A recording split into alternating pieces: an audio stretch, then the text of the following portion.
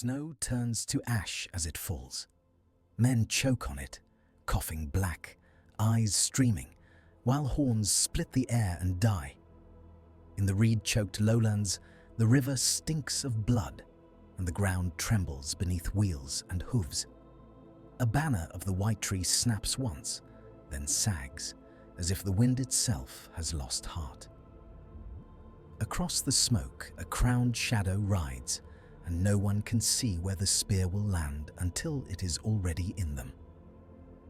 If you enjoy these Middle-earth what-if tales, please leave a like and subscribe for more. It truly helps the channel reach fellow lore wanderers.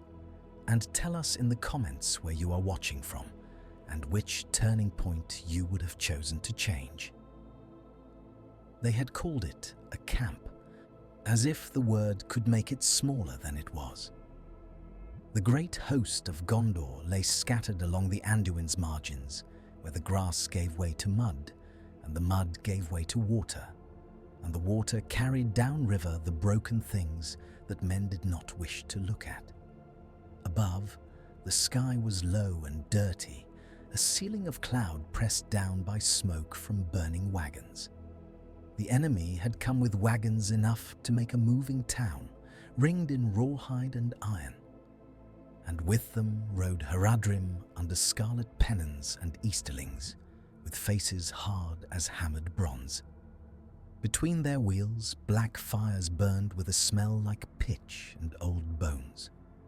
King Onderhair was already dead by then. His sons lay near him, cut down in a press so tight that the bodies could not fall until the press moved on and left them behind. The men who survived did not have the luxury of grief.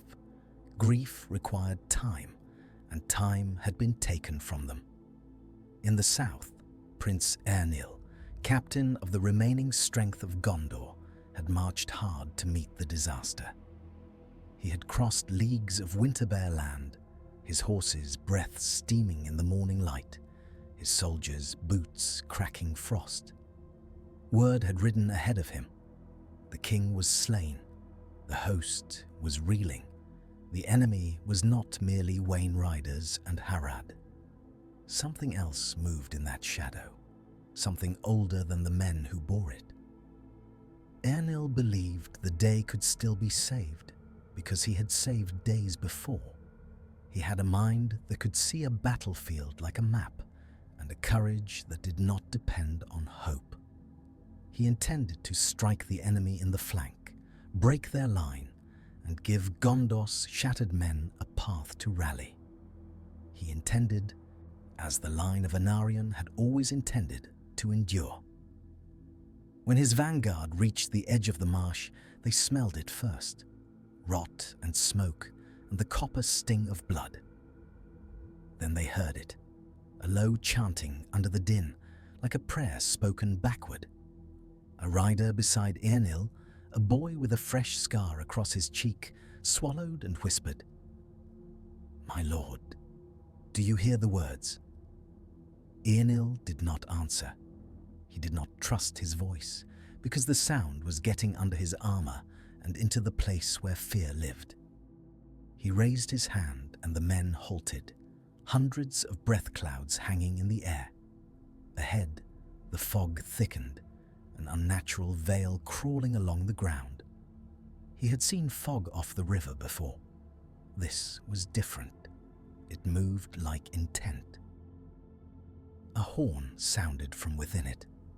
Not Gondor's clear call of silver and brass, but a deep note that seemed to come from the earth. The horses stamped and rolled their eyes white. One reared, snapping its reins, and bolted into the reeds. It did not come back. The obvious move was to wait, to send scouts to find firmer ground. The necessary move, Eärnil thought, was to strike now, because every moment allowed the enemy to consolidate around the king's fallen banner. He glanced at the standard-bearer beside him, and in the boy's clenched jaw, he saw a mirror of his own resolve. "Forward," Eärnil said. His voice carried, and men obeyed, because that was what soldiers did when the world narrowed to one command. They rode into the fog. At first, there was only whiteness and the wet sound of hooves in mud. Then arrows hissed, vanishing into the mist and reappearing as pain. A man to Eärnil's left jerked backward with a shaft through his throat. His hands fluttered once like startled birds, then fell. The line wavered. Eärnil shouted for them to close, to keep formation, to push through. Something struck the ground ahead, a dull thud like a body dropped from height, and the fog briefly opened. Wheels, spikes. A wall of wagons had been dragged into place across their path, lashed together, iron-bound. Behind it, silhouettes shifted. Long spears, curved swords, faces masked against the cold. And above the wagons, higher than any man should sit, a rider in darkness lifted a blade that caught no light.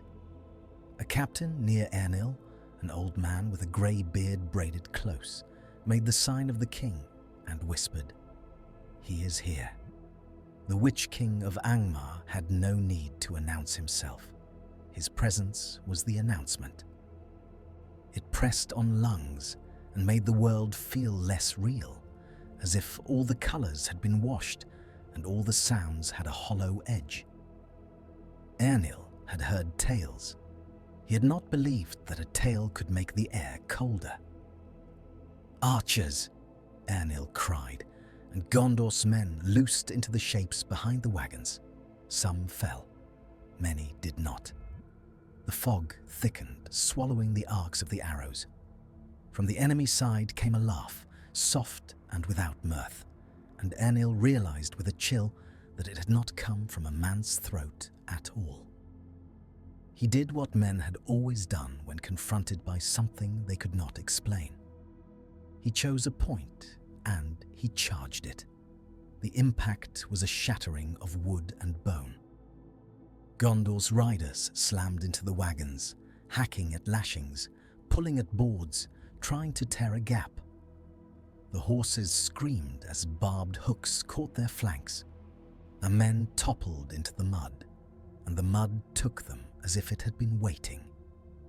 Eärnil fought like a man who had decided that fear would not dictate his death. He cut down an Easterling who climbed the wagon wall, then another.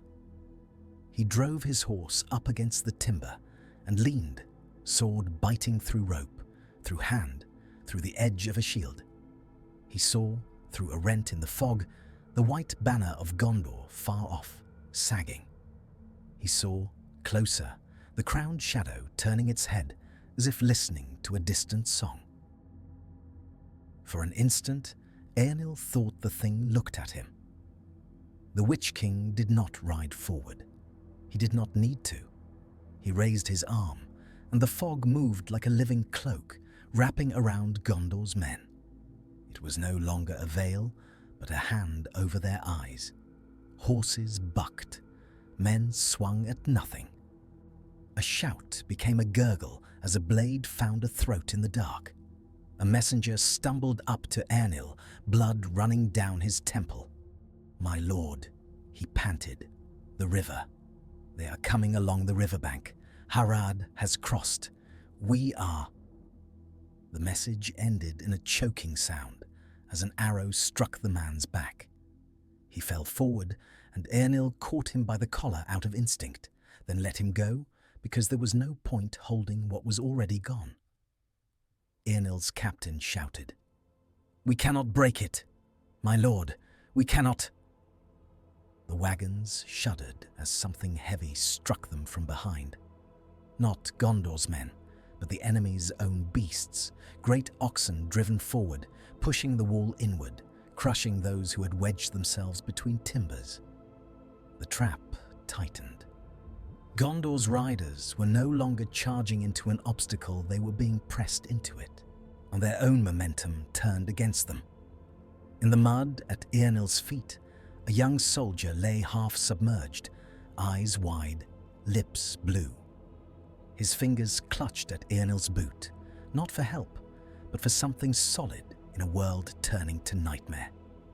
Eärnil looked down and saw the soldier's mouth-form words. "Tell my mother," the boy mouthed, and then the mud covered him as if he had never been. What did a kingless realm do when even its rescue became a slaughter? Eärnil realized, too late, that he had been drawn. The Witch King had not needed to meet Gondor's strength head-on. He had only needed to make it blind and impatient. "Fall back," Eärnil shouted. "Back, back to firmer ground." Some heard him. Many did not. The fog ate commands and turned them into rumors. The line began to peel away in pieces, and pieces were what the enemy excelled at destroying. Eärnil turned his horse, dragging a wounded standard-bearer onto the saddle behind him. The boy's hands were slick with blood, but he still clung to the staff as if it were a ladder out of darkness. Eärnil drove through reeds, through screaming men, through the clatter of wheels. Behind them, the fog rolled forward, and in it moved the crowned shadow like a thought that would not leave. An arrow struck Eärnil's horse in the neck. The animal stumbled, went down, and Eärnil flew into the mud hard enough to knock the breath from his body.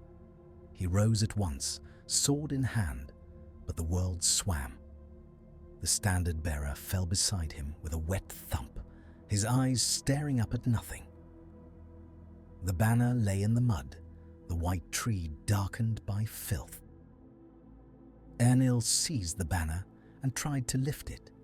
No, and his arms shook with the effort. The staff was heavy, and he did not know whether it was wood or the weight of all Gondor's years.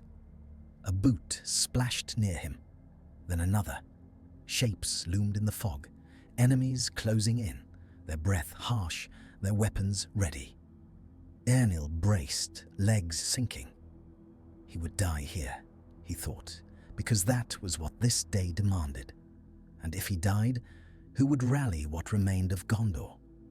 Who would stand between Minas Arnor and the thing now riding victorious on the marsh? A hand grabbed Eärnil's shoulder and yanked him backward. "Not today," a voice hissed in his ear. It was Captain Mardil, one of the Dúnedain of the south, scarred and bleeding, his eyes wild. He had survived the press by crawling, by refusing to be brave in the way songs demanded. He shoved Eärnil toward a cluster of reeds where a few of Gondor's men had gathered, terrified and alive. Eärnil began to protest, then swallowed it as another horn sounded and the fog surged. He ran. He ran with mud sucking at his boots, with screams behind him, with the banner abandoned because his arms could not hold it. He ran until he found firmer ground and a dozen riders who could still sit a saddle. He ran until he could breathe again and realized that breathing had become shame. Behind them, the camp of Gondor broke. By nightfall, the marsh burned in patches where oil had been poured. The sky glowed red, and smoke drifted up the Anduin like a funeral shroud. Gondor's men, what remained, staggered north and west in small knots, leaderless, eyes blank. The enemy did not pursue with haste. The enemy had time now. That was the true terror. The Witch King rode through the wreckage at dawn. He passed among the dead without looking down, because dead men did not interest him. He stopped where the white tree banner lay half buried in mud, and for a moment the air grew colder. A Haradrim chieftain approached, cautious, his gold rings clinking softly. "Lord," he said, forcing steadiness into his voice, "the king is slain. Their captains flee. Shall we take their city now?" The Witch King's reply was a whisper, and yet the men around him heard it as if it was spoken inside their skulls. Not the city, the seeing stones, the bridges, the bloodlines.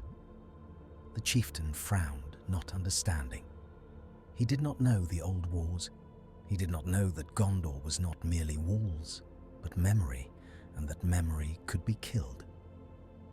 Far away, behind the Ramas Echo, the great wall that girdled Minas Anor, the steward Pelendur stood on the battlements and watched smoke stain the eastern horizon. He held a spyglass in hands that had begun to shake with age, and through it he saw stragglers, too few, moving like ants across the Pelennor. No banners, no order, just men. A guard beside him said, "My lord steward, is that victory?" Pelendur lowered the glass. For a heartbeat he could not speak. He thought of Ondoher, proud and stern. He thought of the line of Anarion, thinning. He thought of Eärnil, the last captain with the stature to be king if Gondor accepted him. Then he thought of the Witch King, a name from northern nightmares, now whispered in the south. "It is the end of a day," Pelendur said at last, and his voice sounded like stone grinding, "but it may be the beginning of something worse." In a house near the first circle, a potter named Rian listened to the city's bells tolling not for celebration, but for gathering. Her hands were wet with clay, and the clay smelled clean and earthy, innocent. Through her open window, she heard the distant murmur of fear, the shuffle of feet as neighbors moved toward the squares. Her son, a boy of 8, clutched a wooden toy horse and asked, "Mother, are the soldiers coming home?" She looked at the boy and tried to summon a lie strong enough to hold him.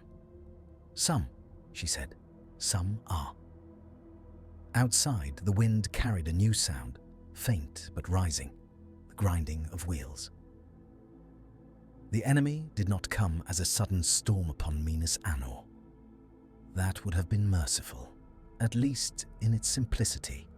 They came as pressure, as the closing of a fist.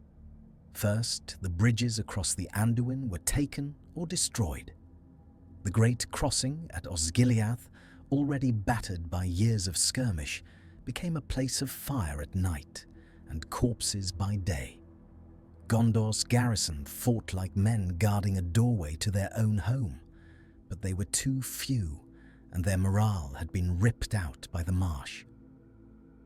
Eärnil reached Minas Anor with a handful of men and a face that seemed older than when he had left. Pelendur received him not in a hall of triumph, but in a cold chamber beneath the tower, where maps lay spread and candles guttered in draughts. Eärnil bowed low. "My lord steward." Pelendur studied him. The prince's armor was dented and still crusted with marsh mud.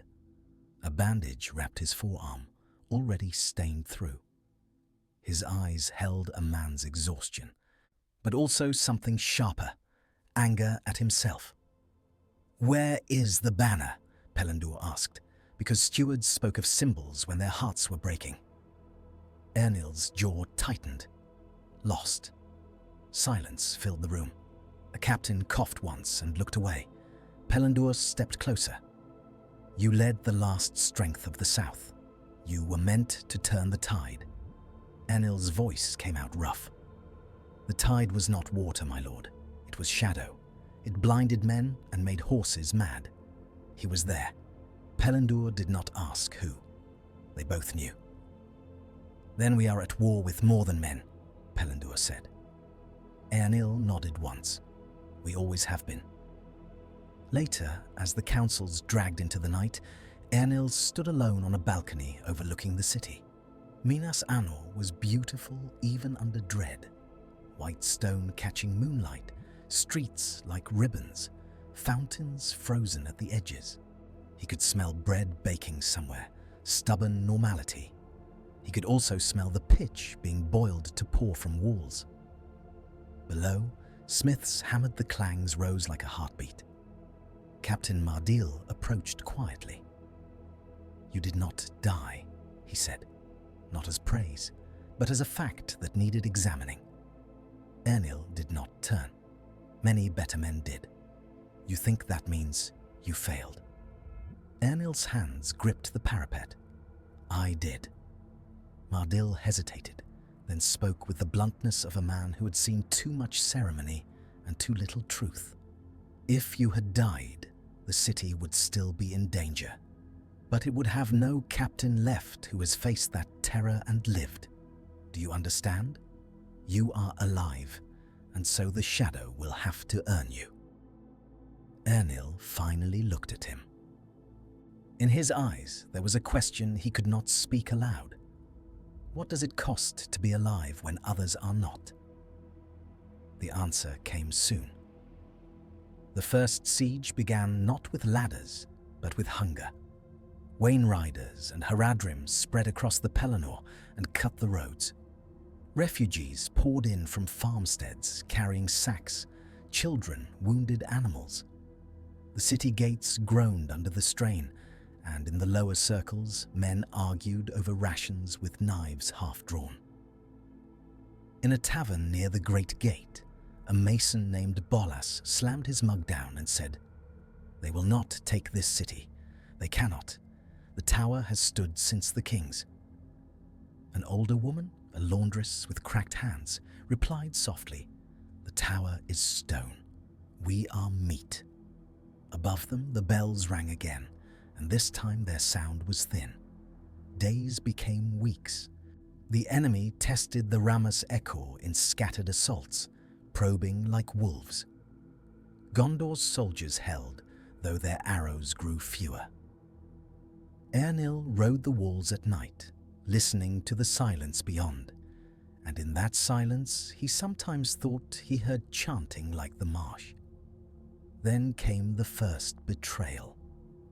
Pelennor had summoned captains from the fiefs, and among them came Lord Kalimak of Lebenin, a man with mild eyes and a gift for seeming reasonable.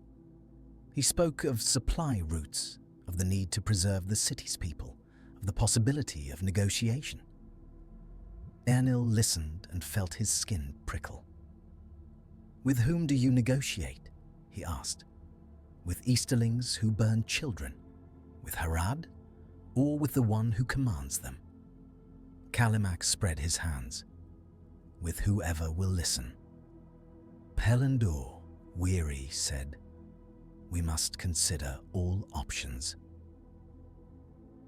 That night, Kalimak's men opened a postern gate in the second circle and led a small party out, not to attack, but to signal.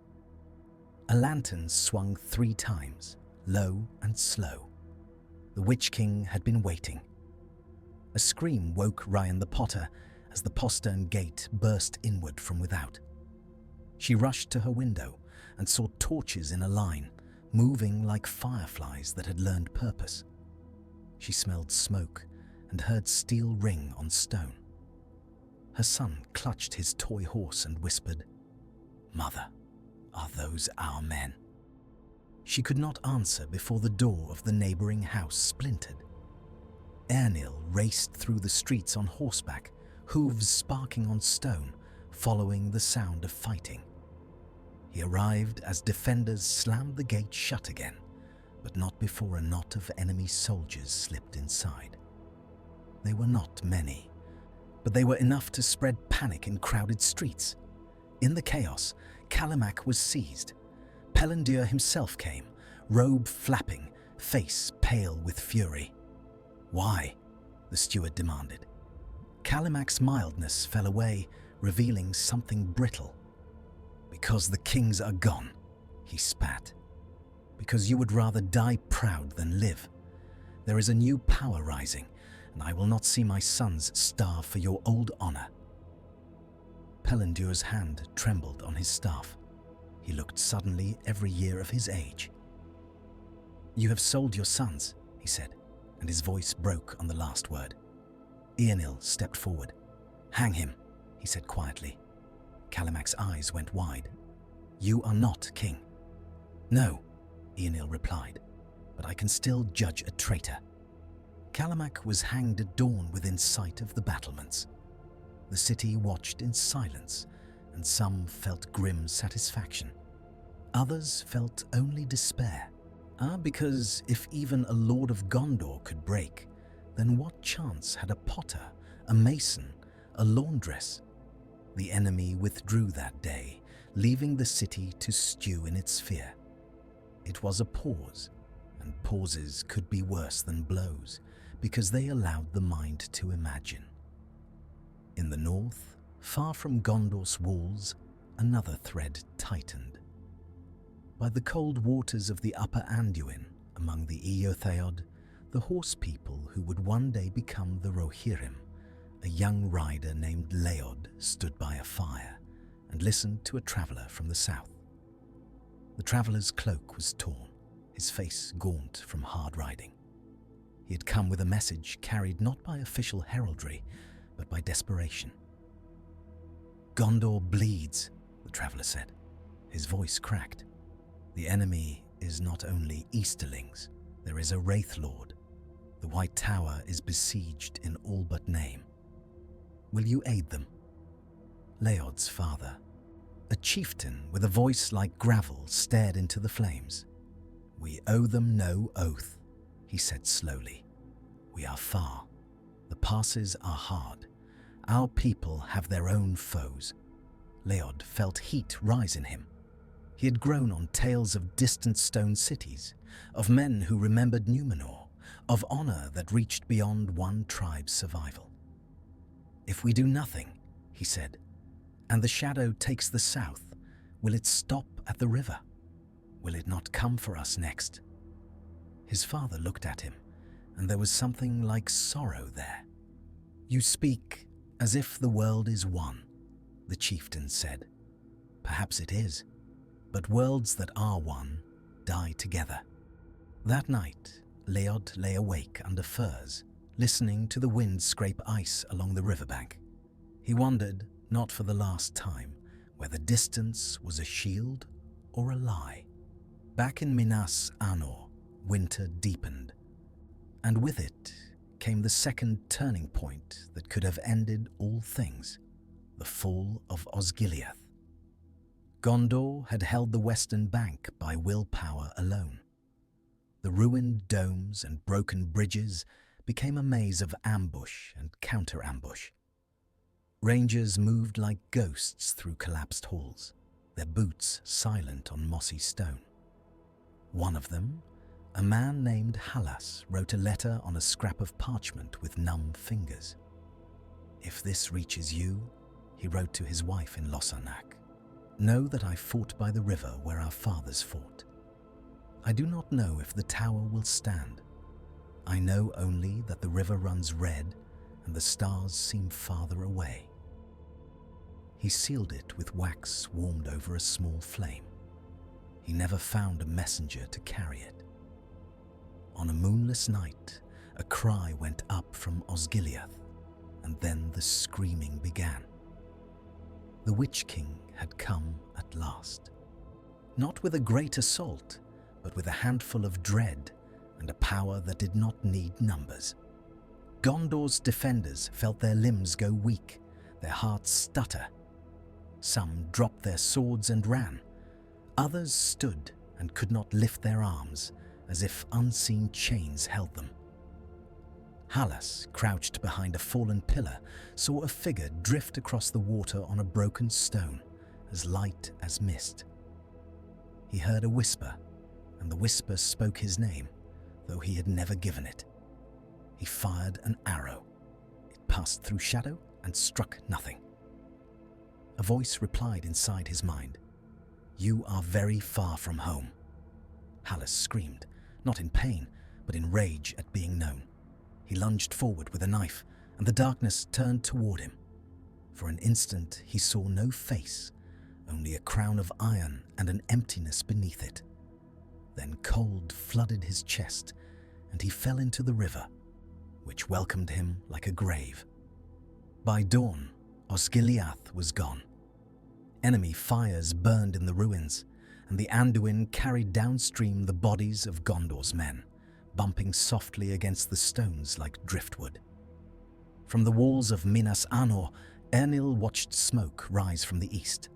Pelendur stood beside him, his shoulders slumped. Neither spoke. Words were too small. "Is this the moment it breaks?" Pelendur finally asked, and he did not mean the wall. He meant Gondor. Eärnil's answer came after a long breath. Not yet. But his eyes, fixed on the distant ruin, told another story. He was counting arrows. He was counting days. In the Shire, nearly 1,000 miles away, the same winter wind blew clean and harmless through bare branches, and hobbits complained about frost on their cabbages. And they did not know that far south a wall of men was being ground down. They did not know the Witch King rode again. Yet even there, small things shifted, as if the world's balance had changed. An old hobbit in Michel Delving, ham-fast 2-foot, paused on a lane and frowned at the sky. "Feels like a storm is coming," he muttered, though there was no cloud in sight. His neighbour laughed. "Always a storm in your bones." Hamfast did not laugh. For a moment he felt a chill not of weather, but of distance closing. Spring brought no relief. It brought the third turning point, one that tasted like salvation at first. A fleet from the west. From Dol Amroth came ships, their white swan prows bright against grey water. They carried grain, weapons, and men. Prince Imrazor of the line of Belfalas stood at the prow of the lead ship, his cloak snapping. His eyes narrowed toward Pelagir's docks. "Will they let us land?" his first mate asked. Imrazor watched smoke over the river. "If Gondor still lives," he said, "they will." They did not. The corsairs of Umbar, emboldened by Gondor's weakness and drawn by the scent of a great kill, had moved up the coast like sharks. They struck Pelagir the night before Imrazor's fleet arrived, taking the keys and the warehouses. When the ships of Dol Amroth came in, they sailed into a trap of chained harbours and flaming arrows. Imrazor shouted orders, and his sailors fought with desperate skill. The sea became a chaos of splintered wood and burning pitch. Men screamed as they fell into water that boiled where oil spread. The air was thick with smoke and salt, and the metallic taste of fear. A young sailor, barely more than a child, clung to a rope and sobbed. "We came to save them." Imrazor cut down a boarding corsair and snapped back. "Then save someone. Start with yourself." He fought his way to the rail and looked toward the city, expecting, hoping, to see Gondor's banners on the shore. Instead, he saw black flags with a red eye-like sigil, newly painted, flapping above Pelagir's towers. The revelation hit him like a blow. The shadow was not merely at Gondor's gates. It had seeped into Gondor's veins. A surviving dockmaster, captured and dragged to a corsair captain, had been forced to confess under torture that certain men within Pelagir had opened a water gate. They had done it for coin, for fear, for promises. Betrayal was not a rare poison now, it was in the wells. Imrazor's fleet broke away, half its ships burning. He turned his prow south to escape the harbour's chains and felt something inside him crack. He had not failed in battle, he told himself. He had arrived too late. Yet what was too late, except another name for failure? In Minas Anor, word of Pelagir's loss arrived with a rider whose horse collapsed at the gate. The rider fell forward, lips blue, and gasped, "The sea is closed." Pelindur received the message and sat down hard. For a long time he stared at nothing. Then he whispered, as if to himself, "We are alone." Eärnil heard and said nothing, because he had been feeling that truth like a stone in his stomach since the marsh. Summer came, hot and bright, and with it the enemy's patience ended. The Witch King did not waste men on the Ramas Ekor anymore. He brought engines built from the bones of forests, great rams and towers on wheels. Now he brought sorcery too, though Gondor's soldiers did not call it that. They called it nightmares. Men on watch saw shapes moving beyond the lines that were too tall, too thin, too wrong. Some swore they saw dead comrades walking, faces blank, hands outstretched. Rhiann the potter, pressed into making clay jars for oil and pitch, worked until her fingers split. The city smelled of sweat and fear. Water in the fountains ran low. Bread grew thin and sour. At night, her son asked, "When will the king come?" "There is no king," she almost said. Instead, she said, "Soon, because mothers lied to keep children alive." In the highest chamber of the tower, Pellindur and Eärnil stood before the Palantir, the seeing stone of Minas Anor. It lay on a pedestal, dark and smooth, reflecting candlelight like still water. "Do not use it," Pellindur said, his voice tight. "The stones are perilous. The law is lost." Eärnil stared at the orb. "We are already in peril," he replied. Pellindur stepped between him and it. "If you look," and he looks back, Eärnil's gaze hardened. "Then we will know what we face." Pellindur swallowed.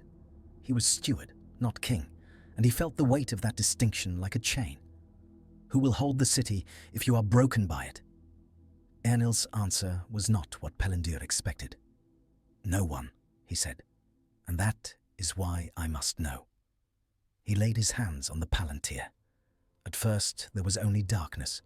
Then slowly shapes formed. A river, a plain, the black mass of enemy camps. Eärnil's breath caught. He could see with impossible clarity, as if he flew above the land. He searched for Pelargir and saw flames. He searched for Dol Amroth and saw ships turning back like wounded birds. He searched east, toward Mordor, and saw movement in the mountains as if something vast stirred. Then the darkness shifted and something looked at him.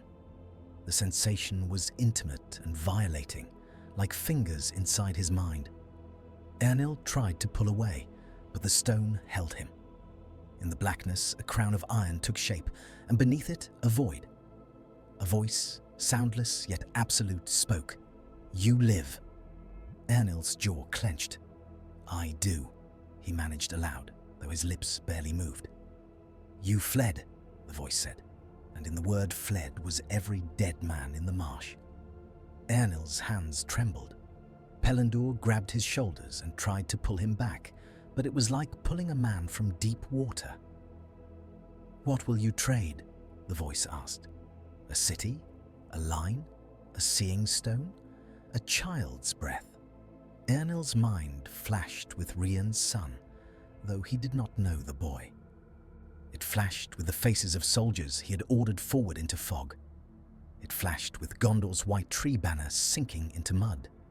Then, like a knife, another image.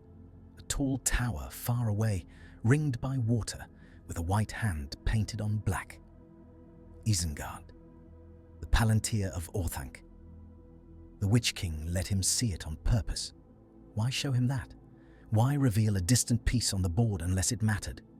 Eärnil forced his voice through clenched teeth. "I will not bargain." The void seemed to smile. Then it pushed, and Eärnil felt his own memories buckle. He saw again the marsh, but this time he saw himself dying there, and the vision was so vivid that his body began to accept it. Pellindur shouted his name. "Eärnil!" With a desperate surge, Eärnil tore his hands away. He stumbled back, gasping, sweat pouring off him as if he had run for miles. Pellindur caught him before he fell. For a moment, there was relief. Eärnil was not dead. The stone was still. Then Pellindur looked down and saw Eärnil's hands. His fingers were blackened, not burned, but stained, as if ink had seeped into his skin. Eärnil stared at them, horror dawning. "What did he do?" Pellindur whispered. Eärnil swallowed. His voice came out hoarse. "He marked me." Outside, the siege horn sounded, long and low. The city shuddered as the first stones from enemy catapults struck the wall. The fourth turning point came with fire. The enemy's engines battered Minas Anna day and night. Stones smashed parapets. Arrows fell like rain. The defenders fought with grim determination, hauling buckets, dragging wounded, filling gaps with rubble. Eärnil was everywhere, shouting orders, sword drawn, his blackened hands hidden beneath gauntlets. He refused to be seen as tainted. Pellindur, too, climbed the walls despite his age, because stewards did not flee. On the seventh day of bombardment, a great stone struck near the gatehouse and shattered part of the arch. Dust billowed. Men screamed. A crack ran through the masonry like lightning. The great gate did not fall, but it weakened. That night, the Witch King came to the gate. He did not ride at the head of a charge. He rode alone, a black shape against torchlight. Gondor's archers loosed at him, and their arrows veered aside as if the air itself refused them. He lifted a hand and spoke a word that was not a word. The gate groaned. Iron bands strained. Hinges shrieked. Men on the battlements felt the vibration through stone, through their boots, into their bones. Ryan, huddled with her son in their small house, felt the floor tremble. As she pulled the boy close and whispered a prayer she half remembered from childhood. Above, Eärnil stood with Pellindur on the gatehouse wall, staring down at the solitary rider. For an instant, Eärnil's mind flashed back to the Palantir, to the void beneath the crown. The same presence rose now like a tide. Pellindur's voice was a rasp. If the gate breaks. Eärnil did not answer because he could not speak. His throat was tight with the knowledge that this was his fault, that his failure at the marsh had brought this rider here, to this gate, to this city's heart. The Witch King lifted his sword, and the blade seemed to drink torchlight. He pointed it at the gate. The gate began to open, not outward, but inward, as if pushed by invisible hands. Men screamed. Some dropped their weapons and ran. Others stood frozen, eyes wide, as the great doors crept apart. Eärnil felt something inside him snap. He drew his sword and shouted, voice cracking, "Hold! Hold! In the name of Gondor!" His words reached some. Captain Mardil rallied a knot of guards. Archers stayed at their posts. A young lieutenant, trembling, whispered, "He cannot do this. He cannot." But he could, and he was. Eärnil looked at Pellindur. The steward's face was pale, but his eyes were clear. "This is not a war of stone," Pellindur said softly. "It is a war of wills." Eärnil nodded once. Then he did something that surprised even himself. He descended. He ran down the stairs of the gatehouse, boots pounding, and burst into the gate tunnel. The air was thick with dust and fear. Guards pressed back, leaving space as if instinctively making room for something desperate. Eärnil shoved his way to the doors, which were now open a hand's width. Cold air streamed through, carrying the stink of enemy camps and something worse, something like grave soil. Through the narrow gap, Eärnil could see the Witch King's horse, black and tall. He could see the hem of a dark cloak trailing. He could feel the presence like a weight. "Close it!" someone screamed. "It will not close!" another cried. Eärnil jammed his sword into the gap, wedging it between iron and stone. The blade bent. His arms shook.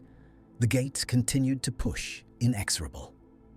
Then Eärnil did what men did when they had nothing left but themselves.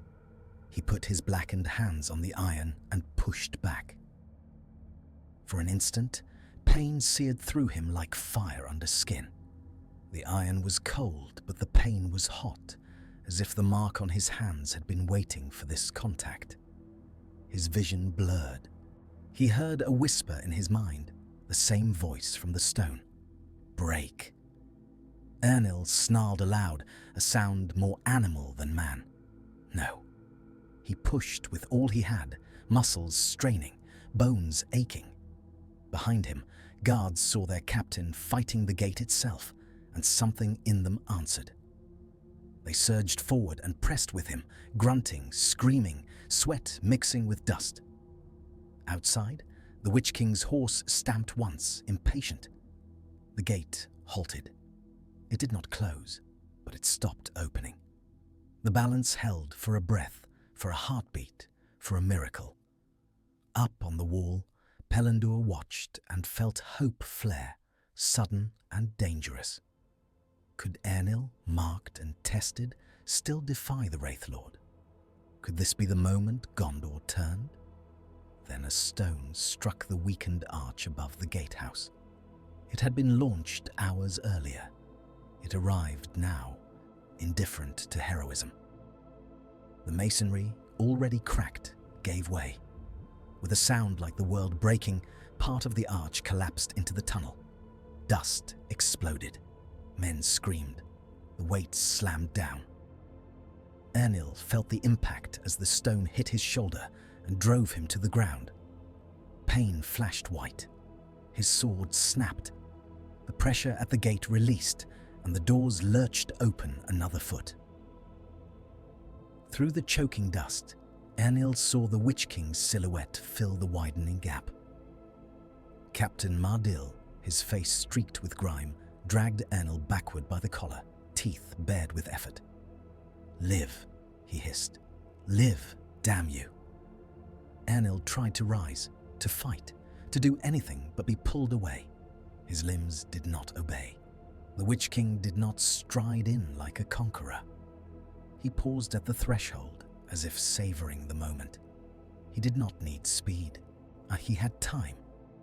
Then a horn sounded from the city's interior, a signal, not from Gondor's captains. Pelendur's head snapped toward the sound, dread blooming. He knew that horn. It was the call used to coordinate the city guard. Someone inside had ordered it. In a narrow corridor near the steward's chambers, a young officer named Amdir lowered the horn from his lips. His eyes were hollow. A man in dark robes stood beside him, murmuring, "Good. Now open the way." Amdir's hands shook. "You said my family would be spared." The robed man smiled without warmth. "Your family will be remembered." Amdir swallowed, tears streaking down the grime on his face. He opened the side door that led toward the inner gates, letting a waiting knot of enemy infiltrators slip deeper into the city. Above, Pelendur understood. The siege was not only battering at stone, yet it was slipping through hearts. The city did not fall in one night, but the night it broke everywhere at once. Enemy soldiers surged through the damaged gate. Gondor's defenders fought in the tunnel until the floor was slick. Eärnil, half crushed, was dragged away by Mardil and two guards into the first circle, where chaos reigned. Fires started. Screams echoed off Whitestone. The clean beauty of Minas Arnor became a labyrinth of smoke and terror. Rian fled with her son through a street lit by burning thatch. The air stank of pitch and roasted grain. She heard hoofbeats and turned to see riders, not Gondors, galloping past, their faces hard. Her son tripped and she yanked him up, his small hands slippery with sweat. "Mother," he cried, "I cannot." "You can," she said, voice raw. "You must." They reached a square where a statue of a king stood, a sword raised. The statue's face was calm, untouched. Around its base, men fought and died. Rian pressed herself against the stone, trying to become invisible. A soldier, young and bleeding, stumbled toward her. "Take this," he gasped, thrusting a small pouch into her hand. For the road. For your boy." She stared at him. "Who are you?" He tried to smile and failed. "Someone who still remembers what we are," he whispered. And then an arrow took him in the throat, and he fell without another sound. Rian clutched the pouch and ran, tears blinding her. Her son sobbed, and the toy horse fell from his grasp, left behind in the ash. In the tower above, Pelindur made his last stand not with sword, but with choice. He gathered the remaining guards and the palantir. The stone sat heavy, silent, as if it knew it had been used as bait. But Pelindur looked at it and felt cold certainty. If the Witch King took this, the shadow would see farther than any wall could block. Eärnil, pale and shaking, was brought to him, barely conscious. Pelindur knelt and gripped his shoulders. "Listen," he said fiercely. "Can you stand?" Eärnil's eyelids fluttered. "I can." Pelindur's voice softened, and in it was a father's tenderness he had never shown in council. "You must leave. Take what men you can. Take the people, if you can. The line may be broken, but Gondor is more than a throne." Eärnil tried to protest. Pelindur cut him off. "You are marked, yes, but you are not owned. Go." Eärnil's gaze fixed on the palantir. "What will you do with it?" Pelindur looked at the black orb. His mind went to old stories of Númenor's pride, of men who thought they could master what they did not understand. He thought of the Witch King's hand reaching for it. He thought of Isengard, seen in Eärnil's vision, and wondered what web the shadow was weaving. Then he made a decision that ended his life and saved something unseen. He ordered the stone taken to the highest window of the tower. Guards carried it with reverence and fear. Outside, the city roared with battle. Inside, the tower's halls echoed with footsteps and distant screams. At the window, Pelindur placed his hands on the palantir. It was cold, and for a moment he felt something stir within it, as if sensing the approach of its true predator. Pelindur whispered, "Forgive me," though he did not know to whom he spoke. He pushed. The palantir fell. It dropped through air filled with smoke and sparks, a dark star falling into chaos. It struck stone far below and shattered with a sound that was not loud, yet seemed to ring through every mind in the city. For an instant, even the fighting faltered, as if the world had flinched. Then Pelindur turned from the window and faced the stairwell, where footsteps thundered upward. The Witch King came to the tower soon after. His presence climbed like cold. Pelindur stood with a handful of guards in the narrow stair, sword drawn despite his age. A guard beside him whispered, "My lord, what do we do?" Pelindur answered with the steadiness of a man who had finally accepted his end. "We delay." The Witch King did not speak. He did not need to. He swept forward and men fell.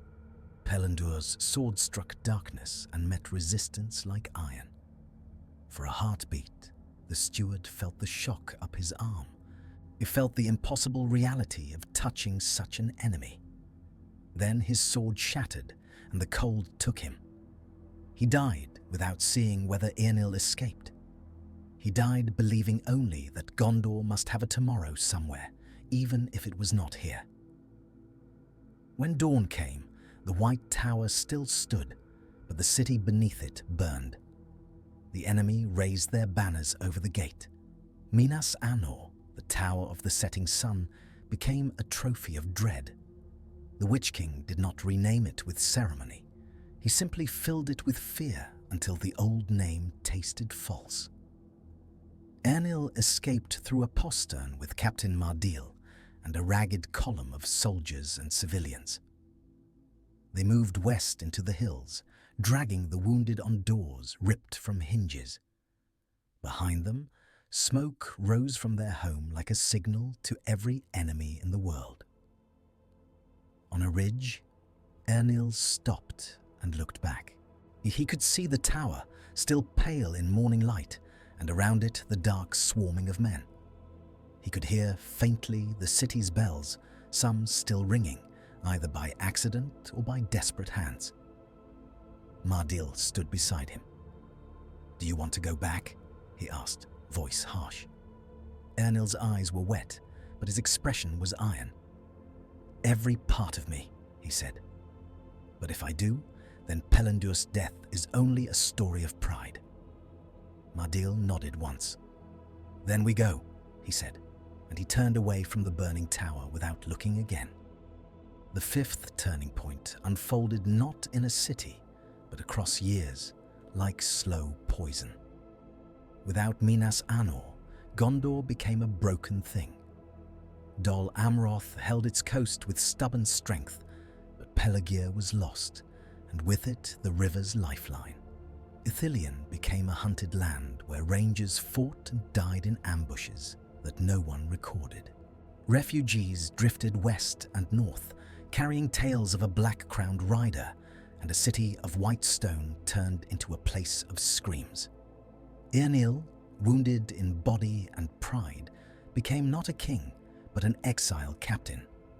He gathered what remained of Gondor's loyal lords in the hills of Anorion and in the woods of Dúnedain, making hidden camps where smoke was kept low and children were taught to be silent. They called him Prince out of habit, but the word sounded like a relic. In Dol Amroth, Imrazor returned with his damaged fleet and faced his people. He stood in the Hall of Seastone and said, "We have lost Pelargir." A murmur ran through the room like wind through reeds. A woman cried out, "Then we are next." Imrazor's jaw tightened. "We are next if we stand alone," he replied. "We must decide who we are when the great city is gone." Some wanted to make peace, to pay tribute, to survive.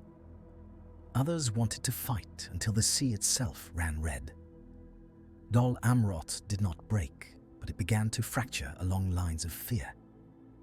In back rooms, men whispered of opening gates for coin. The shadow did not need to conquer everything by force. It only needed to make people doubt each other. Far north, Leod of the Eotheod watched riders arrive from the south, grim men with strange accents, carrying children wrapped in patched cloaks. Gondor's refugees had reached even these distant plains, seeking a place the shadow had not yet touched. Leod's father met them by the river and listened to their story.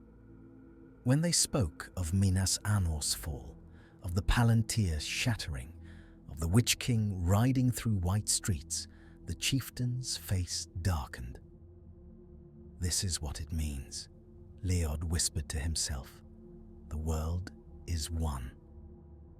His father, older now, replied quietly, "Yes. And now it is coming for us too." They took in some refugees. They sent scouts south. They debated whether to ride to war, but years passed, and the South did not call with heralds and oaths. It called with smoke on the horizon and with rumors of orcs moving in greater numbers through the mountains. Then, one autumn, Leod rode with a band of young warriors along the edge of Mirkwood. The forest was heavy with gold leaves, and the air smelled of damp earth. They found tracks, large, booted, purposeful, not beasts. At dusk they saw them, orcs more organized than any they had encountered, marching in ranks. Among them moved tall men in dark cloaks, their eyes hard, their mouths set. Easterlings far from their homeland, now pressing north. Leod's friend, a rider named Freya, whispered, "Why are they here?" Leod stared into the trees. He knew the answer before he could say it. Because Gondor had fallen. Because the shadow could spread without a wall to slow it. because there was no longer a great southern power to draw the enemy's gaze. The sixth turning point began in a tower of black stone far away, Orthanc. In the true history of Middle-earth, Saruman the White watched and waited, and his betrayal took time to ripen. In this broken world, time was exactly what the shadow had gained. When Minas Anor fell, the shock of the Palantir's shattering did not merely ring in Gondor. It rippled through the hidden network of seeing stones, like a scream along a taut wire.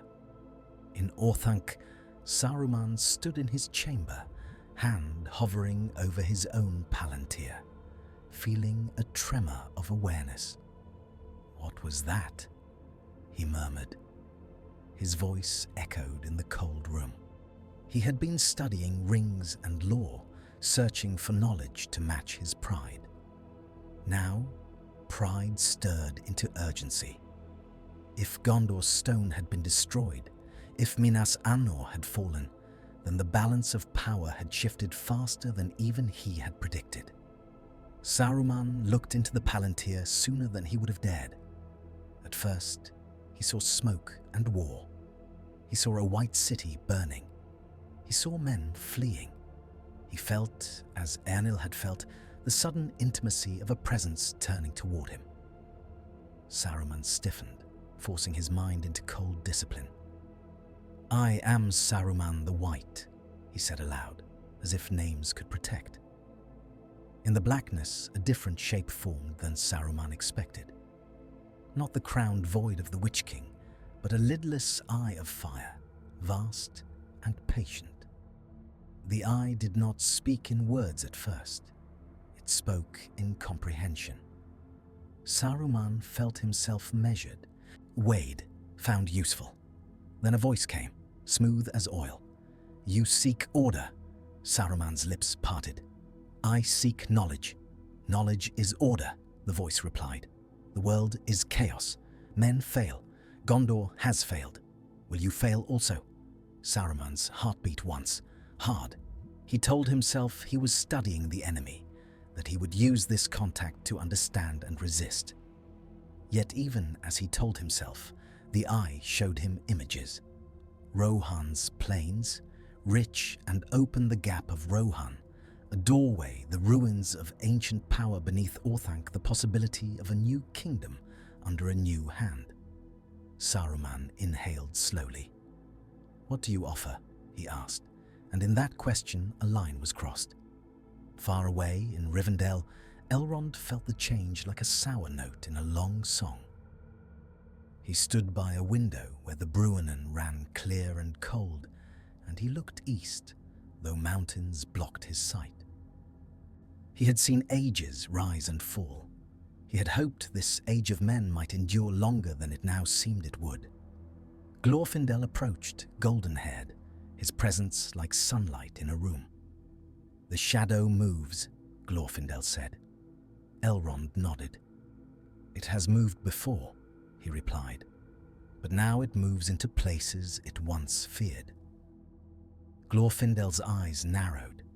He remembered the Witch King, remembered driving him from Fornost long ago, remembered saying words that had sounded like prophecy, that not by the hand of man would he fall. Now, hearing that the Wraithlord rode victorious in the south, Glorfindel felt the old unease return. "What is the plan?" Glorfindel asked. Elrond's gaze went to the east, beyond mountains, beyond time. "The plan," he said quietly, "may no longer be ours." Years turned. Children grew. The White City remained under shadow, its stones stained by smoke and fear. The Witch King did not simply occupy, he transformed. He used Minas Anor as a throat through which dread could be breathed into the west. From it, raids went out, not only to take land, but to take people. Skilled smiths were dragged east, lawmasters vanished, children disappeared. The ordinary rhythms of life were broken, replaced by the constant question of survival. In hiding, Eärnil aged faster than his years. his blackened hands never fully healed. Sometimes, in the cold before dawn, he stared at them and felt the mark pulse faintly, as if the shadow still knew where he was. Captain Mardil remained at his side. Once, when they sat by a low fire in a cave while rain drummed outside, Mardil said, "Do you still think about the marsh?" Eärnil stared into flame. Every day. "Do you think the Witch King let you live on purpose?" Mardil asked. Eärnil's jaw tightened. That question had haunted him in quieter moments. Why had the Wraith Lord not pursued him more fiercely? Why had he been allowed to escape with a remnant? Eärnil answered slowly.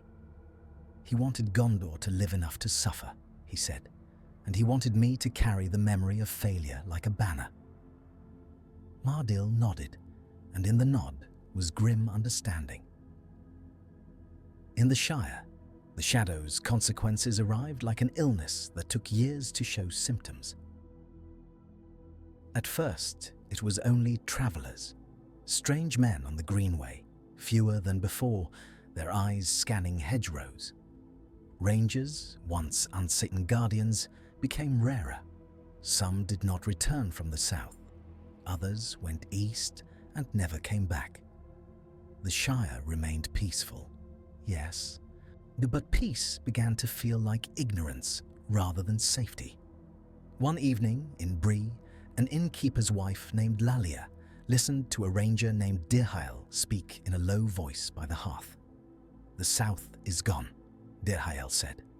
His cloak smelled of rain and long roads, not burned away in a day, but taken. The Tower of White has become a tower of dread. A man at the bar scoffed. "Stories." Dirhael's eyes flicked to him. "Do you think walls matter when fear itself rides?" he asked, and the room fell quiet because the words landed like stones. In Rivendell, Elrond convened councils more often. In Lorien, Galadriel watched the east with eyes like starlight over deep water, seeing threads that mortals could not. In Erebor, dwarves counted their gold and sharpened axes, sensing that trade routes were failing, that the world's arteries were being cut. In Mordor, Sauron, still hidden from open declaration, felt his servants triumph in the south and judged the time ripe for more. He did not yet reveal himself as he would later, because the west was already bending. Why announce a storm when the wind was already breaking trees? Then came the unexpected death that changed the North's fate. Leod of the Eotheod fell. In a skirmish near the eaves of Mirkwood, Leod led riders against an orc band escorting Easterling scouts. The fight was sharp and brief, blades flashing in autumn light. Leod cut down 2 orcs and drove toward the Easterling leader, a man with a helm shaped like a snarling beast. The Easterling smiled under his helm and shouted something in his tongue. An arrow flew from the trees, black-fletched, and struck Leod beneath the arm. Leod gasped, eyes wide.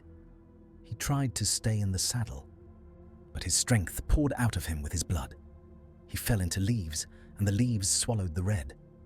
Freya knelt beside him, hands shaking. "Stay," he begged. "Stay with us." Leod's lips moved. "Tell them." "The world is one," he whispered, and then his eyes went still, reflecting a pale sky. The Eotheod mourned, and their grief turned to hard resolve. Without Leod, who had been a bridge between fear and courage, their people splintered. Some wanted to flee west, some wanted to submit to the rising power, some wanted to fight and die. The Horse People, who might have become a great ally to Gondor, became instead a scattered, hunted folk. What became of Rohan in a world where Gondor never stood long enough to call it into being? In the deepening years, Saruman's betrayal matured into action. He fortified Isengard not as an ally of the West, but as a power unto itself, claiming he would stand against the shadow while quietly striking bargains in the dark. He offered sanctuary to refugees, then used them as labor. He spoke of order, and men, desperate, listened.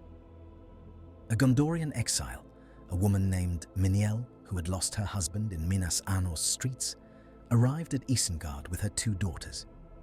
She saw high walls and clean stone and thought, for the first time in years, that perhaps safety existed. A guard at the gate, wearing a white hand badge, looked her over. "Work?" he asked. "I can weave," Miniel said. "I can cook. I can clean." The guard nodded. "Then you can live," he replied, as if life were a wage. Inside, Miniel heard the sound of forging. It was not the steady hammering of a city preparing to defend itself. It was relentless, industrial, hungry. The air smelled of smoke that never cleared. One night, she overheard 2 men speaking in a corridor. "Saruman says the world will be remade," one said. "And what of the old world?" the other asked. "It will be used," the first replied, and their laughter had no joy in it. Miniel clutched her daughters closer and felt the sick realization she had traded one shadow for another. Meanwhile, Eärnil's resistance dwindled. Captain Mardil died in an ambush near the Druadan forest, pierced by spears as they escorted refugees.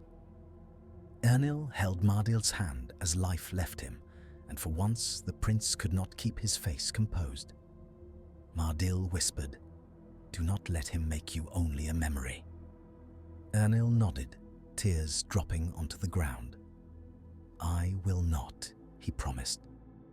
Mardil's eyes closed, and Eärnil was alone. The remnants of Gondor could not retake Minas Anor. They could not even hold all of Lebanon. Dol Amroth held, battered behind its seawalls. But the great kingdom of the south became a patchwork of defended pockets and hunted roads. Centuries later, when the ring finally stirred the world toward its last crisis, the board was already ruined. The One Ring was still lost in the Anduin, still found by a creature in the reeds, still taken into darkness. Yet the darkness around it was different now. Sauron's gaze had been reaching farther for longer. Without a strong Gondor to resist him, his servants searched wider, and his whispers found more ears. Gollum was captured earlier. The Nazgûl rode sooner. The question that would later hang over Middle-earth came not in Frodo's quiet years, but in a shire that had begun to feel watched.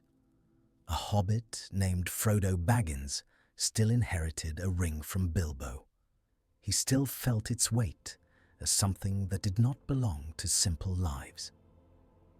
But when Gandalf came to Bag End, his face was drawn tighter than in the true tale, his hair more grey with sleepless nights. He held the ring in tongs above the fire, and when the letters flared, Frodo's stomach dropped.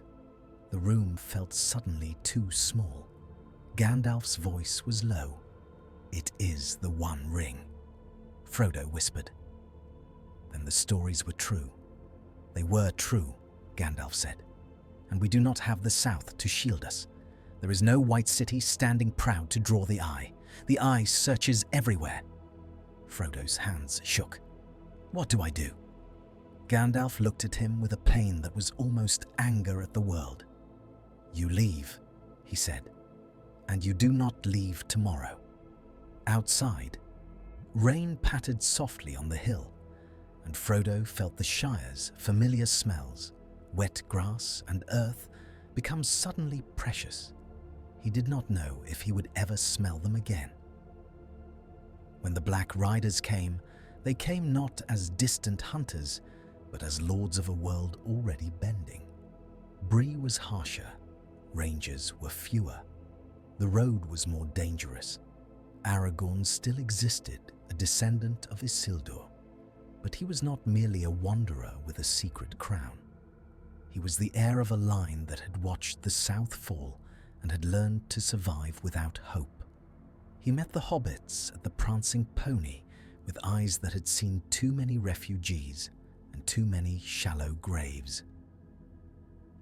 He introduced himself as Strider, and his voice carried a weight beyond the name. "You are being hunted," he said. "Not for what you have done, but for what you carry," Frodo asked, voice trembling. "Can you protect us?" Aragorn's answer was honest and therefore terrifying. "I can try," he said, "but there are fewer places to run.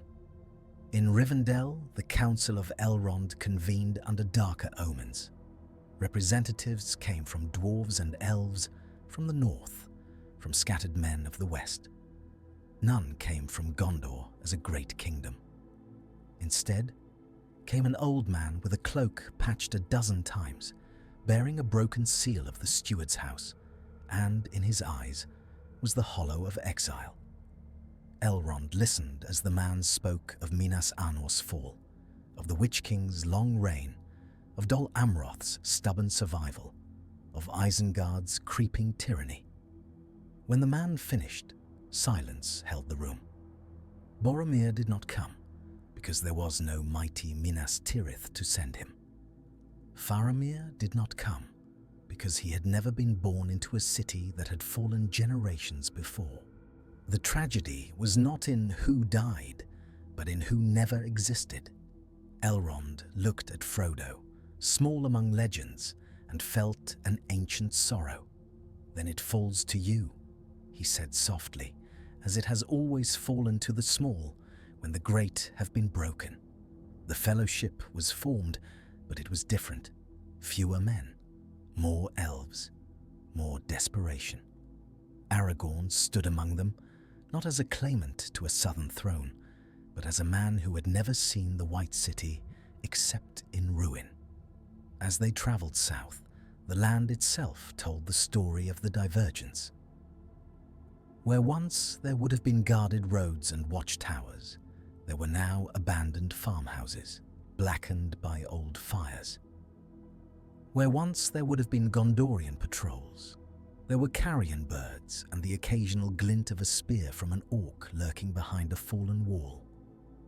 In Hollin, and the wind moaned through empty stones, and even Legolas felt unease. "The world feels thinner," he said, and his voice was not poetic. It was an observation. Gimli grunted. "It has been eaten," he replied. At the doors of Moria, they still faced darkness beneath mountains, because some shadows did not depend on Gondor. Yet even there, Gandalf felt the pressure of time. "We cannot linger," he urged. "Every delay is a gift to the enemy." When Gandalf fell with the Balrog, the loss hit harder because the world had fewer pillars left. Aragorn held the Fellowship together with sheer will, but in his mind, he heard Mardil's words echo across generations. "Do not let him make you only a memory." In Lorien, Galadriel looked into the mirror and saw Minas Anor still under dread, and she saw Orthanc belching smoke. She saw a ring-bearer walking into fire, and behind him the shadow of a crown that had never fallen. She spoke to Frodo alone beneath Malin leaves. "Do you know why the Witch King has endured so long?" she asked. Frodo swallowed. "Because no one could stop him."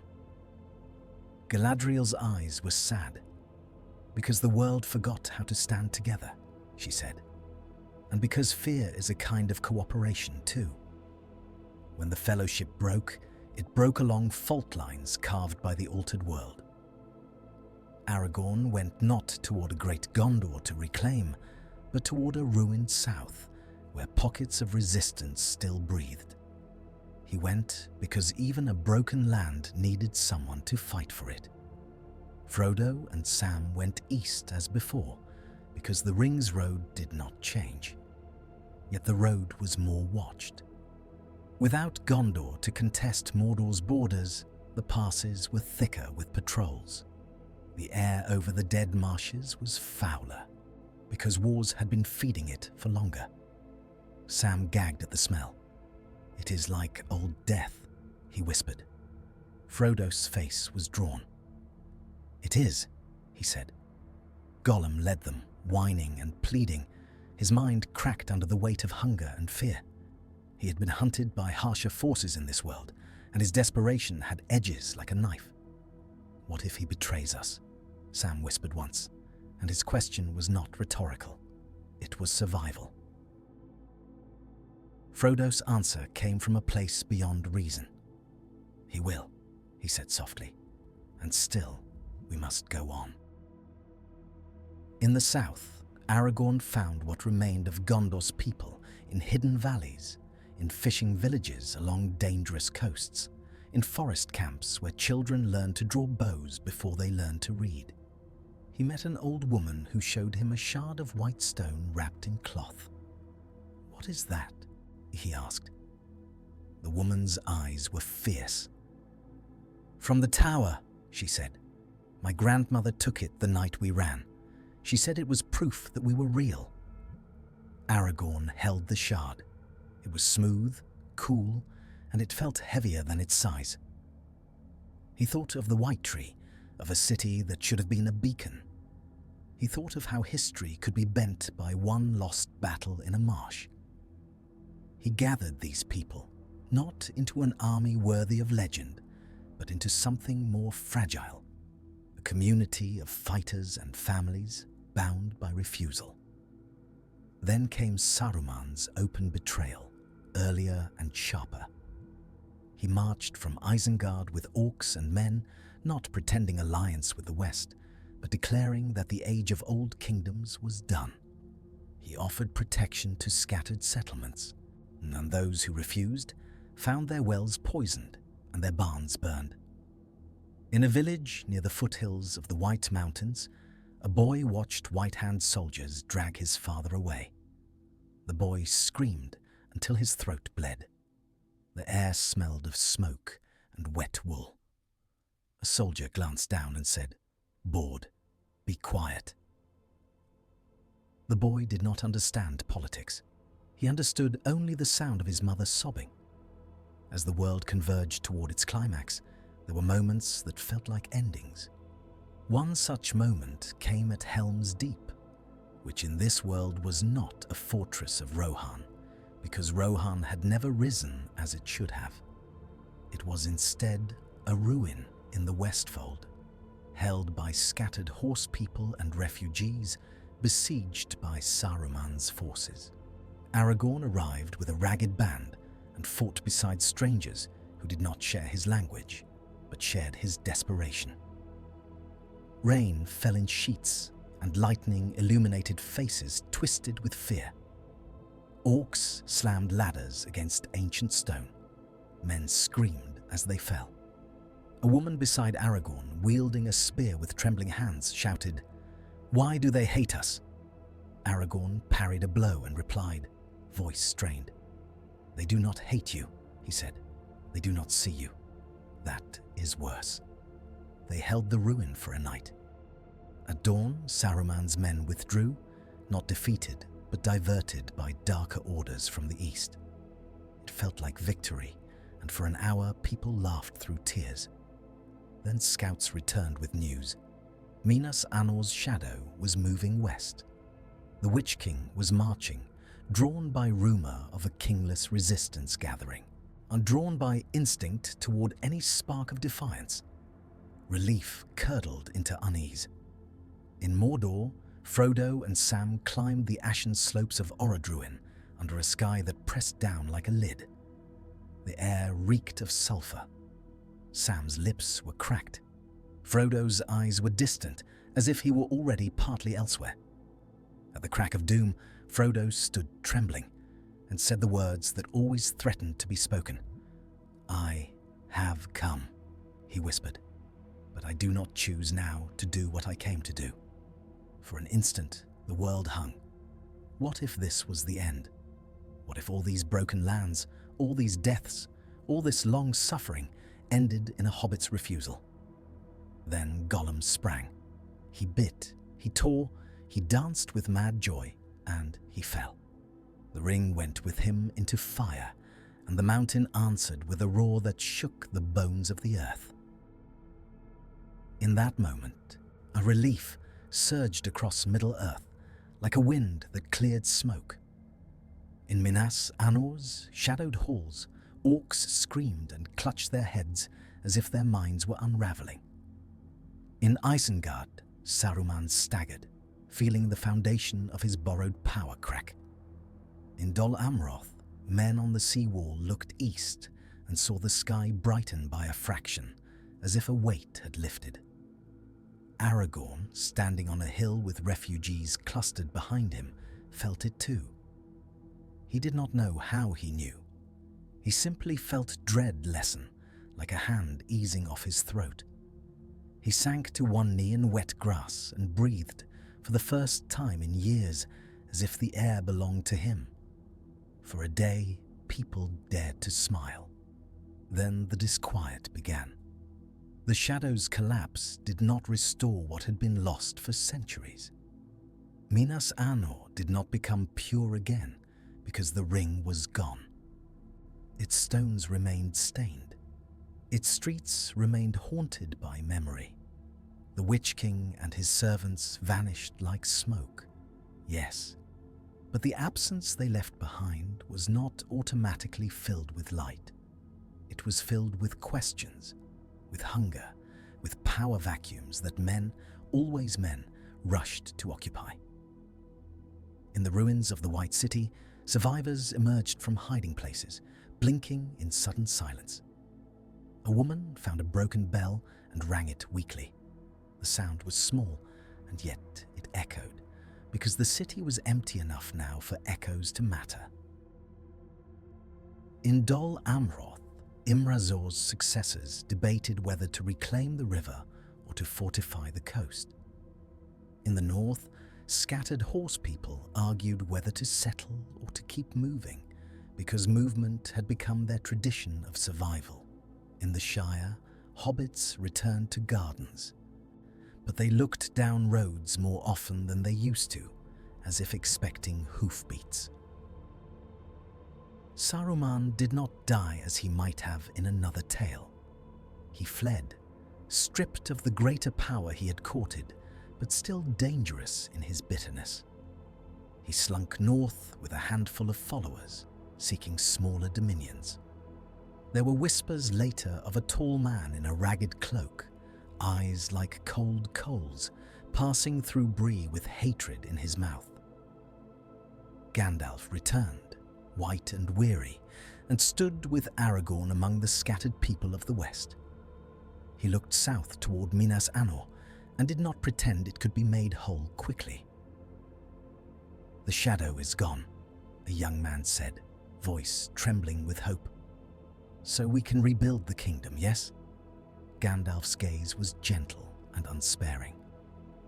"You can rebuild," he said, "but not what you imagine. Not what you remember from songs you never lived." Aragorn walked among refugees and fighters and children who had learned silence. He did not wear a crown, because there was no crown left that did not feel like a mockery. Instead, he carried a simple banner, white cloth with a roughly stitched tree, made by hands that had never seen the true white tree but had heard of it like a dream. He went to Minas Anor weeks after the ring's destruction. The city was eerily quiet. Ash lay in corners. The air smelled of old smoke and damp stone. In the court of the fountain, where the white tree should have stood, there was only a blackened pit and scattered char. Aragorn knelt by the pit and touched the edge of burned earth. He closed his eyes and listened. There were no screams now, no horns, only wind moving through empty arches. A child approached him, barefoot, face smudged with soot. The child held a small sprout in both hands, roots wrapped in wet cloth. "My mother found it," the child said, voice small, in a crack by the wall. Is it a tree? Aragorn stared.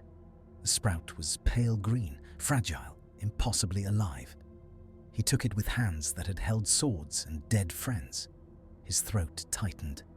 Yes, he said, it is. For a moment, the world felt like it might tilt back toward light. They planted it in the burned court, and people gathered in silence.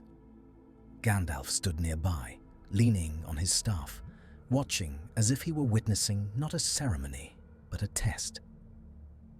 When the sprout was set into the soil, a breeze stirred, cool and clean.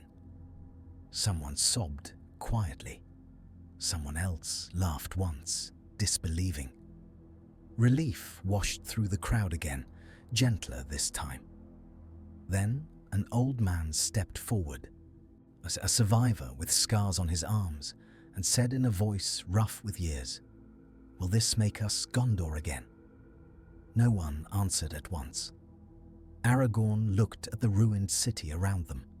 He thought of Pelenndir's fall, of Eärnil's blackened hands, of Mardil's dying whisper, of Rhéan's lost toy horse in ash, of Leod's blood on autumn leaves, of Saruman's factories, of hobbits carrying a burden meant for kings. He thought of all that could not be unmade. Finally, Aragorn said, quietly enough that those closest leaned in, "It will make us something," he replied, "if we are worthy of it." Eärnil did not live to see the sprout. In this world, he died years earlier in a hidden camp, fevered from an infected wound, his marked hands finally still. His last words had been to a young captain who would carry on the remnants fight. "Do not tell them I was brave," Eärnil had rasped. "Tell them I stayed." Now, in the aftermath, that young captain, old and stooped, stood in the ruined city and watched Aragorn plant the tree. Tears ran down his face, and he did not wipe them away. In the Shire, Samwise Gamgee returned with a small box of earth and a malin seed, as he did in the true tale. But his hands shook more, because the road had shown him a world with fewer safe corners. He planted, and things grew, because that was what he could do against darkness, make green things rise again. At night, Frodo sat on his doorstep and listened to crickets. The air smelled of cut grass. He should have felt only peace. Instead, he felt the long echo of a world that had come too close to ending. He knew that even when evil was defeated, scars remained, and scars shaped choices. In Rivendell, Elrond prepared to depart, with his work done. He watched the westering sun and thought of all the alternate paths time could have taken. He thought of Gondor as it might have been, bright and strong, if one battle had gone differently in a marsh long ago. He also thought of the small sprout in a burned court and allowed himself, just once, to feel something like hope. Yet in Minas Anor, now slowly reclaimed, the sprout's leaves fluttered under moonlight, and the wind that moved them came down from the east, passing over broken stones where countless had died unnamed. In the deepest crack of the court's blackened pit, something still lay, a fragment of the shattered palantir, buried under ash and time, dull as a dead eye. On certain nights, when clouds covered the stars, that fragment caught no light at all, and the wind through the empty tower sounded for a heartbeat, like a whisper trying to remember its way back.